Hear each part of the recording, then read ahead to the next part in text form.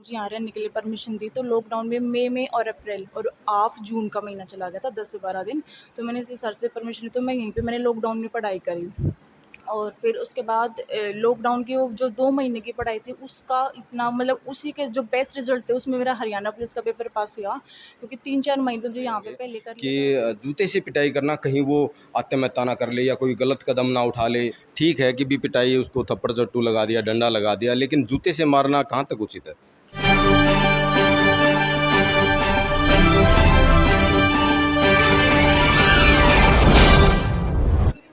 जहाँ पर अपने कम संसाधनों की वजह से भी कई बार बच्चे पीछे रह जाते हैं और अनेकों परेशानियों के बावजूद वो कहीं न कहीं पढ़ाई लिखाई में, शिक्षा में पिछड़ जाते हैं। लेकिन एक ऐसा उदाहरण यहाँ पर पेश किया गया है।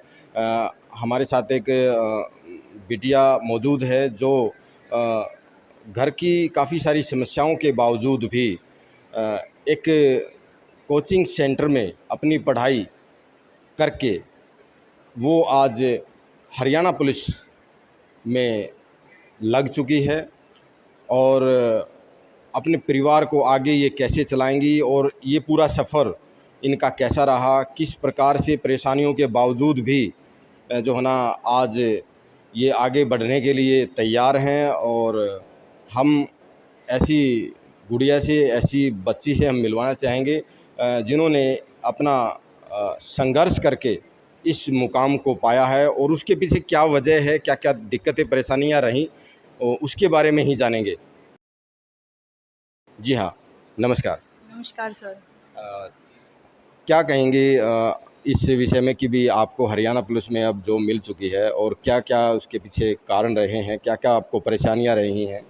सर मेरा नाम वर्षा है, मैं बनियापुर से हूँ और मैंने यहाँ पे आईसीएस में कोचिंग ली थी दिसंबर में 2020 में से मैंने जॉइन किया था। और सर मैं 3-4 महीने पढ़ी, तब उसके बाद लॉकडाउन लग गया 2 महीने के लिए। फिर लॉकडाउन में सर घर में और सेंटर में इतना डिफरेंस होता है कि आप यहाँ पे बच्चों के साथ पढ़ते हो, कंपटीशन और एक मतलब एक अलग पॉजिटिव वाइब्स होते हैं। घर में पढ़ते हो आप, लेज़ीनेस ऑल आ जाती है, नॉर्मल चीज़ है ये। तो फिर मैंने सर से परमिशन ली कि भाई सर घर पे नहीं पढ़ा जाएगा यहाँ पे लॉकडाउन में, तो सर ने मुझे यहाँ रहने के लिए परमिशन दी। तो लॉकडाउन में मई में और अप्रैल और हाफ जून का महीना चला गया था, 10 से 12 दिन। तो मैंने इसे सर से परमिशन ली, तो मैं यहीं पे मैंने लॉकडाउन में पढ़ाई करी। और फिर उसके बाद लॉकडाउन की वो जो 2 महीने की पढ़ाई थी, उसका इतना मतलब उसी के जो बेस्ट रिज़ल्ट थे, उसमें मेरा हरियाणा पुलिस का पेपर पास हुआ, क्योंकि 3-4 महीने तो मुझे यहाँ पे पहले कर लिया था और कुछ लॉकडाउन की जो पढ़ाई थी। फिर सितंबर में हरियाणा पुलिस का पेपर हुआ ये वाला, फिर उसी में पेपर पास हो गया था। नेक्स्ट मंथ फिज़िकल था अक्टूबर में, और फिज़िकल तो था मेरा, तो उस टाइम पे मतलब पैर में थोड़ा माइनर फ्रैक्चर हो गया था। तो फिर मैं फिज़िकल देने गई, तो मुझे वहाँ पे एकदम से सर मिल गए। जैसे मैं मतलब भागने के लिए सारा प्रोसीजर हो गया था, बस लास्ट में आपको रनिंग करनी थी, रनिंग के लिए जाना, मेन ग्राउंड पे वहाँ पे सर मिल गए। तो मैंने सर को कहा कि सर ऐसे पैर में दिक्कत है, तो सर ने फिर सिर पे हाथ रख दिया कि कोई नहीं, आराम से कर ले, हो जाएगा। तो फिर मेरा फिज़िकली हो गया, फिज़िकल पास हो गया। फिर इसका रिज़ल्ट आया था, अभी पहले आया था जब परसेंटाइल मेथड यूज़ किया था, तो नॉर्मलाइज़ेशन में कुछ मतलब दिक्कत थी, तब मेरा नहीं आया था। तो नॉर्मलाइज़ेशन काफ़ी सारे बच्चों का नहीं हुआ था। तो फिर उसके बाद फिर हरियाणा पुलिस पे इस भर्ती पे केस हुआ, तो दोबारा रिज़ल्ट अभी आया 17 को जून को, तो उसमें मेरा फाइनल सिलेक्शन हो गया। जी। तो इन सब के पीछे क्या-क्या समस्याएँ आपके बीच में रही?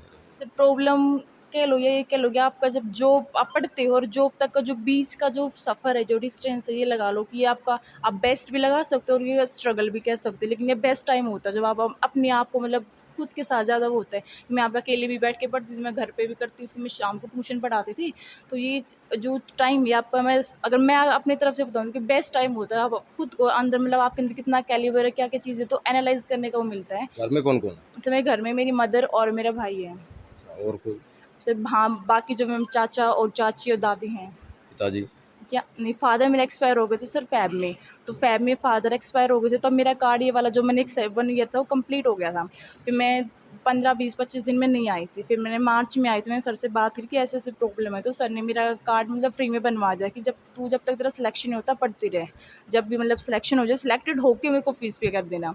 तो ये जब भी तेरा मन करे। तो सर मैंने फिर अब से मार्च से मैं कंटिन्यू हूँ, तो अभी जून हो गया, मेरा इसमें फाइनल सिलेक्शन हो गया। तो इसका मतलब अगर मैं बोलूँ कि मैं आईसीएस में ना भी आती, हार्ड वर्क ये बस हमको खुद करना पड़ता है। लेकिन एक जो प्रॉपर गाइडेंस होती है एज़ अ टीचर, वो सर ने और मैम ने दी है। और आज मैं मतलब इन्हीं का मतलब तहे दिल से शुक्रिया करती हूँ कि इन्हीं के कारण आज मैं यहाँ पे, अगर मेरा फाइनल सिलेक्शन होता तो घर घर कैसे चलता है?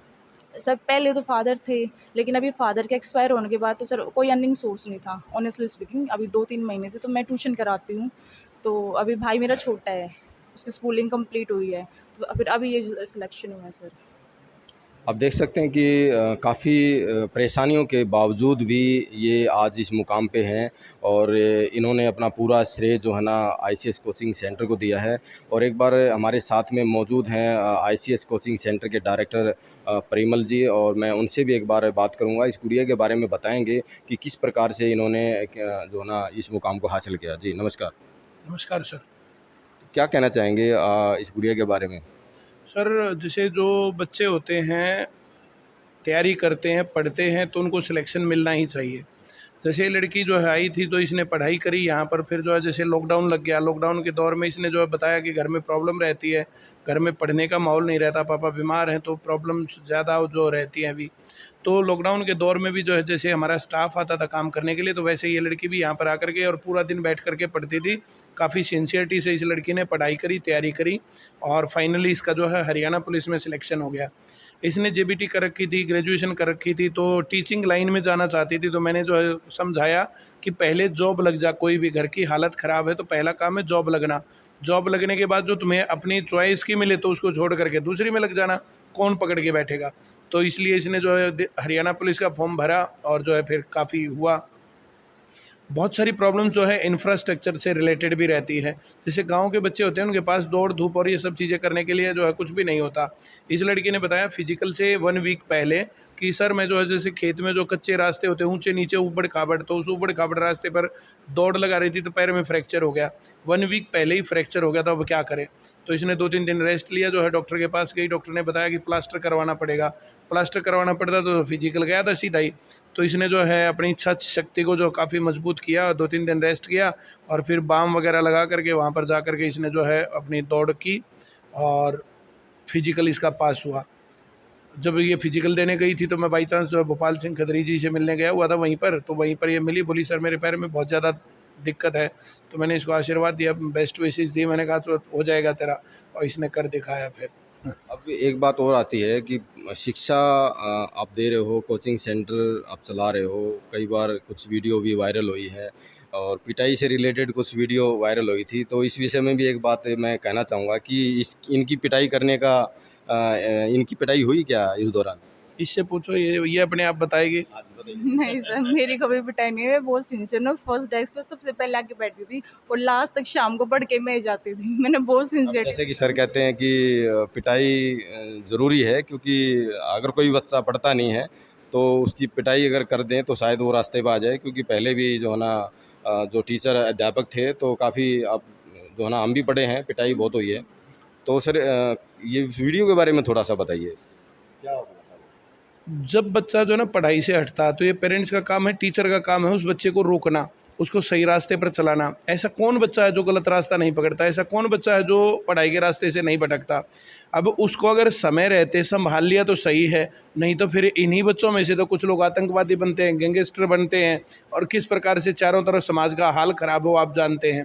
जब बच्चा जो है अगर कोई सामाजिक तत्व नहीं भी बनता तो फिर वो गलत नशे के शिकार चलता है और कुछ होता है, तो अपनी ज़िंदगी बिगाड़ ही लेता, अपनी पीढ़ी बिगाड़ लेता। आजकल एक बच्चा है, एक बच्चा ये गलत रास्ता पकड़ ले तो फिर कैसे। तो पहले जो है टीचर्स जैसे बच्चों को जो है पड़ोस अड़ोस जो है गांव के लोग सब लोग जो है ध्यान रखते थे, और कोई गलत रास्ता पकड़ता तो उस आदमी को रोकते थे, उस बच्चे को रोकते थे। लेकिन आज वो उस प्रकार की चीज़ें नहीं रह गई हैं। पेरेंट्स भी कुछ ठीक है कि भी पिटाई, उसको थप्पड़ चट्टू लगा दिया, डंडा लगा दिया, लेकिन जूते से मारना कहाँ तक उचित है? बच्चे को जो पहले क्या है ना समझाते हैं भाई आप ऐसे मत करो, फिर बच्चे को थोड़ा गुस्सा करते हैं, बेटा गलत चल रहा तू सीधा हो जा। उसके बाद फिर भी जो नहीं माने तो एक आधा थप्पड़ चट्टू भी लगाना पड़ता है। और जब मामला बिल्कुल ये दिखता है कि इस बच्चे की जो है लाइफ ख़राब हो रही है, तो फिर उसके बाद जो है जूता मारना पड़े, चप्पल मारना पड़े, डंडे मारने पड़े, उसका सर फोड़ना पड़े। मैं तो ये सोचता हूँ कि उसको अपराध के रास्ते पर जाने से बचाने के लिए किसी भी हद तक जा कर के बच्चे को जो है वापस लाना चाहिए और पढ़ाई के रास्ते पर लगाना चाहिए। अब वो लड़के की जिसकी पिटाई हुई थी वो बिल्कुल सिंसियरिटी से पढ़ता है, अपना काम चेक करवाता है, रेगुलर काम करता है। पहले पढ़ाई में जो कम जो है वो हो गया था। जब कोई जो जैसे पहले से रास्ता भटका हुआ है, अब उसको हम ज़्यादा नहीं बोलते हैं। लेकिन एक सिंसियर बच्चा जब रास्ता भटकने लगता है तो उसको रोकने के लिए हम किसी भी हद तक जा कर के इस काम को घर वालों की क्या प्रतिक्रिया आई उस वीडियो के वायरल होने के बाद में? क्या प्रतिक्रिया रही कि उन्होंने इस प्रकार से क्या क्यों किया आपने? जब घर वाले जो उसके आए तो वो जो है ना बहुत सिंसियर तरीके से आकर के उन्होंने पूछा, जी हमारे बेटे की गलती क्या थी? भाई कोई लड़की वड़की का बात हो गई, आपके साथ बदतमीजी करी, या कोई ऐसा क्या कारण हो गया था कि इसकी जूतों से पिटाई करनी पड़ी? मैंने कहा वो सारे काम बाद की बात है। सबसे पहला काम ये है कि जब अपना करियर छोड़ता है ना बच्चा तो वहाँ दिक्कत है। जैसे जो बच्चे सिंसियर होते हैं वे बच्चे अगर रास्ता भटकेंगे और वे रास्ते गलत रास्ते पर जाएंगे तो फिर मामला दिक्कत का है। जैसे बहुत सारे बच्चे ऐसे होते हैं जिनको तरफ हम देखते भी नहीं, क्लास में पढ़ा रहे होते हैं, वो बैठे हैं, भाई फीस दे रखे बैठे हैं, अब जिनको नहीं पढ़ना तो हमें क्या लेने देना है, ना उनके घर वालों को चिंता ना किसी और को चिंता है। उसके पिताजी जो पहले भी बीच में आते रहे हैं, मिलते रहे हैं, और जो उसके बाद भी वो आकर के जो हस्बैंड वाइफ आए थे, उस लड़के के प्रशांत है उसके पापा मम्मी आए थे, तो आकर के उन्होंने कहा भाई कोई ऐसी बात तो नहीं? मैंने कहा नहीं, जो इन्होंने पढ़ना छोड़ दिया सबसे ज़्यादा गंभीर अपराध मेरी नज़र में ये है। एक विषय और आया था, आप सब देख रहे हैं कि कई बार जैसे जूते से पिटाई होगी, बहुत सारे क्वेश्चन भी हमारे पास भी आए थे और मेरे ख्याल से सोशल मीडिया पे भी आप सब देख रहे होंगे, पढ़ रहे होंगे कि जूते से पिटाई करना कहीं वो आत्महत्या ना कर ले या कोई गलत कदम ना उठा ले, इस तरह की चीज़ें भी सामने आई कि ऐसा संभव है। हाँ, हो भी सकता है। तो सर अगर ऐसा हो जाता तो फिर आप क्या करते? देखो जो है हर प्रकार का रिस्क लेकर के जो है टीचर को जो आज के टाइम पर जो है ना जो पीढ़ियां बर्बाद हो रही हैं, जो चारों तरफ जो है ये माहौल बन गया है। जैसे नो डिटेंशन पॉलिसी है, उसके अंदर जो है भाई टीचर जो है बच्चे को पीट नहीं सकता, कॉर्पोरल पनिशमेंट इज़ बैंड। अब बच्चों को ना तो पढ़ाना, ना उनको फेल करना, ना उनको पीटना, ना उनको समझाना धमकाना, कुछ भी नहीं करना, तो पढ़ाई का हाल क्या हो गया है। तो हम लोगों को जो है ना किसी भी हालत तक कोई भी रिस्क लेकर के मैं अपने काम को पूरा करता हूँ। मैं यहाँ पर कहता हूँ कि जितने भी ये रूल रेगुलेशन है ना, ये यहाँ से बाहर हैं। अगर तुम पढ़ाई के रास्ते पर नहीं चलोगे, अगर तुम सही से नहीं पढ़ोगे, तो मैं यहाँ पर नहीं छोड़ने वाला हूँ तुम्हें। ठीक है। बिल्कुल। अभी आगे हम बढ़ेंगे क्योंकि बीच में पढ़ाई का कुछ मैटर था कि भी इस प्रकार से एक वीडियो वायरल हुई थी, तो हम दोबारा से बच्ची के पास आते हैं। तो बेटा अब आगे जो है ना क्या करने का इरादा है? जैसे कि अभी आप हरियाणा पुलिस में रहेगी तो घर परिवार खुशी का माहौल है, किस प्रकार से जो अपने रिश्तेदार हैं या अपने जो चाचा ताऊ हैं वो क्या कह रहे हैं? सर ऑब्वियसली सब लोग खुश हैं और मेरे घर में पहली गवर्नमेंट जॉब है, ये पहली नौकरी है। और अभी ये मतलब एक बेस हो गया है, मैं मेंटली फ्री हो गई हूँ भाई, फाइनेंशियली प्रॉब्लम नहीं रहेगी मुझे। मेरे जैसे सर ने बोला कि मैं टीचिंग के लिए आई थी, मैंने डाइट कर रखी है, तो मुझे मतलब दिल्ली में टीचिंग के लिए उस पेपर के लिए मैं स्पेशली आई थी। वो पेपर तब तक हुआ नहीं था, इससे पहले पेपर पास हो गया, तो मैं इसमें ज्वाइन करूँगी और अब आगे पढ़ती रहूँगी सर, क्योंकि मेरा मोटिव टीचिंग के लिए, मुझे टीचिंग लाइन में जाना है, तो मैं उसके लिए आगे पढ़ूँगी। Thank you. Thank you sir. आप बने रहिए हमारे चैनल के साथ में और इसी प्रकार की मोटिवेशनल जो है ना न्यूज़ आप तक पहुंचाते रहेंगे। बहुत बहुत धन्यवाद।